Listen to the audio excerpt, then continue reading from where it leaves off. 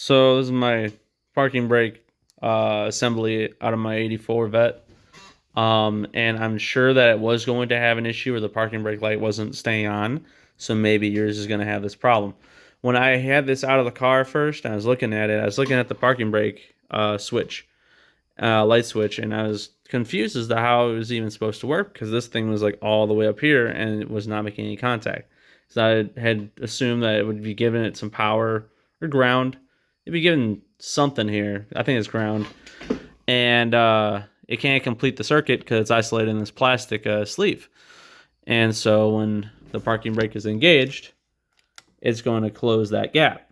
That's supposed to work as like a springy copper. You could have dirty contacts right there, but mine was just bent out like a good like half an inch back because it was an automatic. I manual swapped it.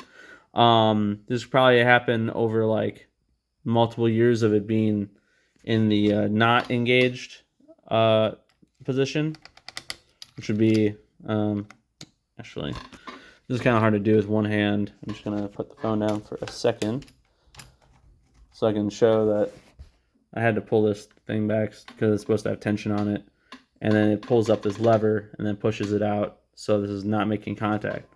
Might have been damaged, I assume, where it had pushed it too far up and would definitely not make contact. So basically what I had done to fix it was I removed this 7mm screw here, and then I used a little tiny pocket pry bar to pry up on, you can see it, there's a little tab right there. So I pried up on this plastic with this off of the parking brake assembly, because I'll bend the plastic back enough to slip the metal piece out, and I put it in the vise and just kind of moved it over. I also cleaned off the contacts with the wire wheel.